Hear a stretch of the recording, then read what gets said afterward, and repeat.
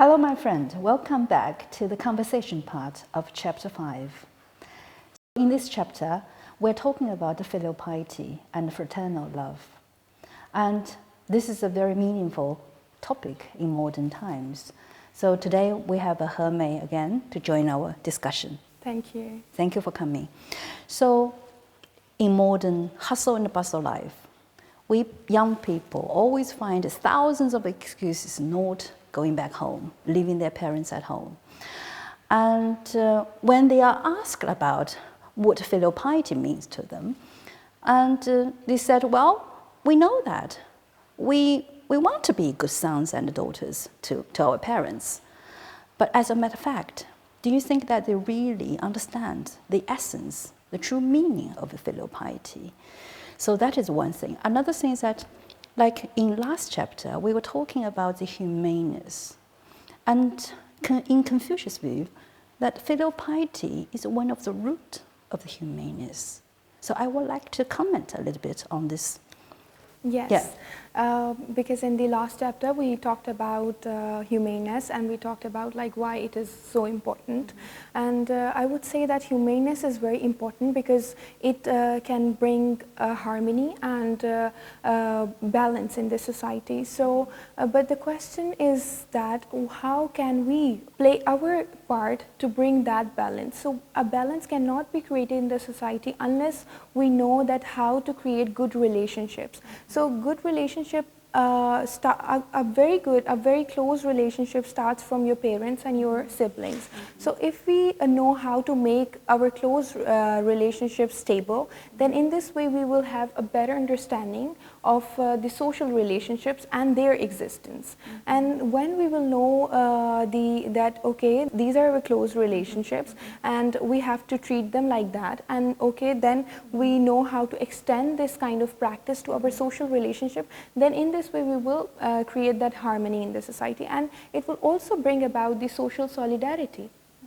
Because I think filial piety, as Confucius also mentioned, that it is one important part of humaneness. And I also see it as a way that symbolizes our lives, like our connection. Also, actually, filial piety is the way that symbolizes how we live as human beings, and also our connection with the nature and the heaven.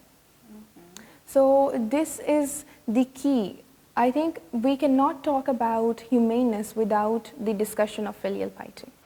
Yes, indeed. And actually, in this chapter, we say that filial piety is a manifestation of a traditional culture. So the humaneness is root, and the filial piety, and along with loyalty, trustworthiness, and righteousness, etc., as the external expressions.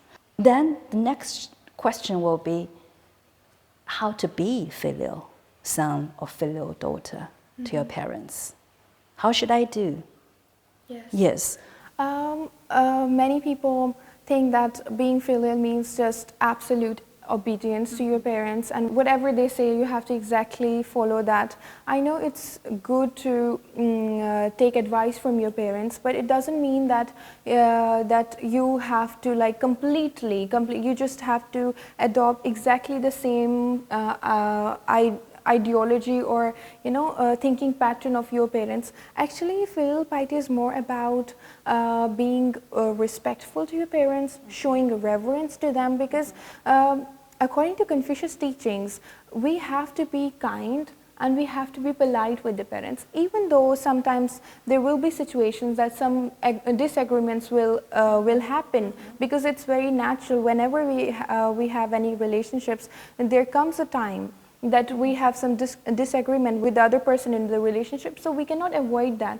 But the thing is that we should not use any harsh words to disagree with them. We can tell them, okay, this is your opinion and this is my opinion, and I would like to do it that way. But if you will refrain from using any harsh language, then it will it will not break their heart, and you will do it in a very respectful manner, I think. So yes, actually you brought forth a very important the concept about the obedience, the difference between the obedient son and a filial son. Actually, they are not the same. Yes. So as a matter of fact, the filial son should have a kind of a responsibility to point out what his parents might do something wrongly.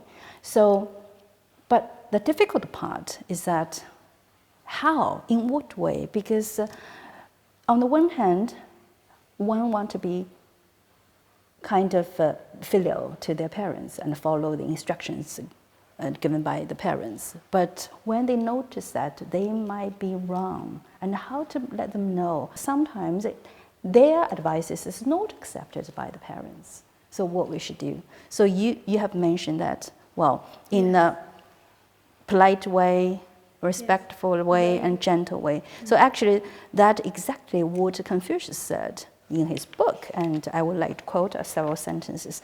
And Confucius was saying that in serving his parents, a good son should, in a gentle way, dissuade them from doing wrongly. And even when he knows that his advice might be ignored, he should not show any sign of disobedience and should still be respectful, and even when he feels burdensome attending to them. So he should not complain. So exactly what you said just now. But still, well, I don't think we can understand this true meaning about to what extent we show our filial reference to our parents. Like in old Chinese saying that it's impossible for you to be filial when your parents lie in bed for many, many years. And also it's difficult for you to always have a smile on your face while serving your parents with the reverence. So, and then we're talking about a 3-year mourning. Have you heard of this story? Yes, a dialogue between the Zai Wo and Confucius. Zai Wo was one of disciples who is good at speech. I mean, it's a very eloquent and always would like to argue with the master. And he was doubting about this 3-year mourning. And he was saying that 1 year is enough. So, and the master's reply is simple. If you feel 1 year mourning, it's enough for you to do it. But as a matter of fact, thinking about our parents and nursing us, no parents stop nursing their children until they were getting 3 years old. So that's a basic story about this dialogue.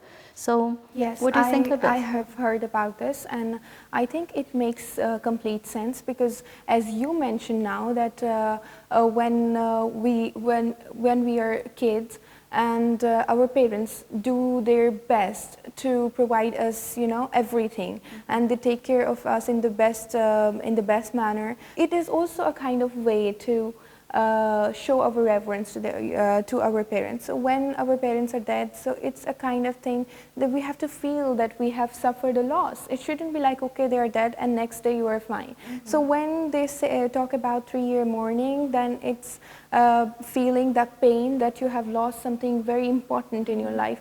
It doesn't mean that after 3 years we are going to forget about them, but 3 years intensely we have to remember that what teachings they have given us and how they used to treat us, and we can remember them, and whatever, if they had any kind of wishes, we can try to fulfill them, to make their soul happy, or just to carry on that tradition. So I think this completely makes sense, and this is fair enough to carry on this tradition. Yes.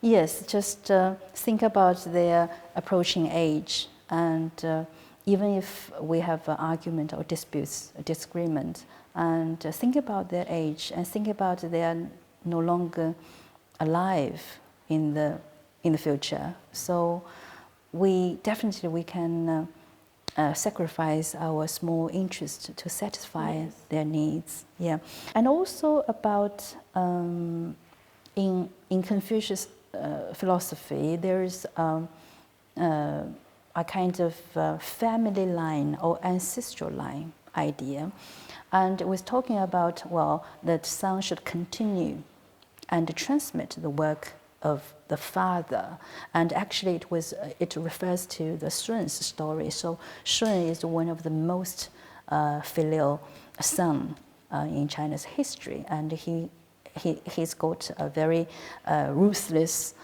father, vicious mother, and very hostile half brother. And on the one hand, he was trying to avoid being killed by his family members. On the other hand, he always show at near hand when he is wanted and needed. So such a great filial piety. So the story is about the Shun. So Shun is like a transcend what has been interpreted as very basic meaning of filial piety, literal meaning of filial piety. But if we transcend it and make it to the up level, it should be like this father's will and transmit it. Mm-hmm. So I think the thing that you have mentioned about transmitting the work of the father, I think many people confuse it with that, okay, if my father was a carpenter, then I have to be a carpenter. But it's not about transmitting his work. It's not that means that you have to do what your father used to do, but it's more like continuing his will or his work in a way that maybe when your father was alive and he wanted to do something or carry out some activities which he couldn't do, it could be like he wanted to create a school for the orphan people, or his will could be anything about like giving his wealth to some people, or his any advice, like some parents wants the kids to be united even when they are dead. Mm-hmm. So but what happens is that when the parents are dead, kids, because of their busy lives, and we are unable to fulfill their wishes, mm-hmm. or even be united with their siblings. They're talking about moral things, not mm-hmm. about like doing exactly what your father used to do, mm-hmm. or you have to take the same profession as your father.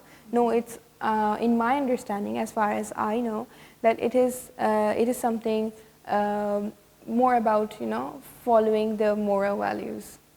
yes, it's a kind of a continuous attempt to follow or to expand your moralities to the fullest. So actually it's about like inheritance of a family spirit, and even the inheritance of the cultural spirit. So if we're talking about family in a narrow sense, you start from your own family with a biological tie. And then if we think about the country, if I think about the culture, and in a broader sense, we can see the country is our big family. Yes. So just now you was talking about starting from a family, and you create a kind of a harmonious social relations, and then which will lead to the social solidarity you mentioned.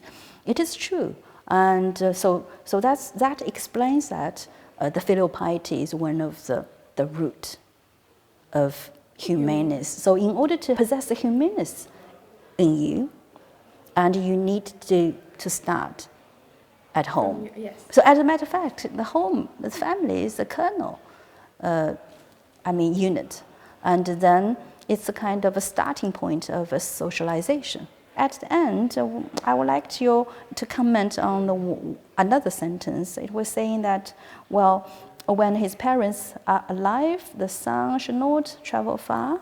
So if he has to go away from home, and he must know his whereabouts. So what would you perceive it from the modern perspective? Mm-hmm.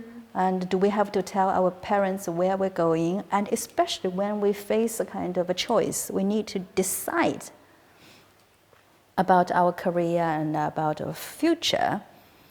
And do you have to follow the instruction of your fathers? And yes, I would say only one thing here, and that is the most important thing. I believe in it, that priorities, like no matter how busy you are, if you have that priority, you will do that thing. So I know when we are young, we are making our careers and we are so busy that we think that we do not have time for these things. So first thing is that if you want to do something, then you will do that, because it is being said that if there is a will, there is a way.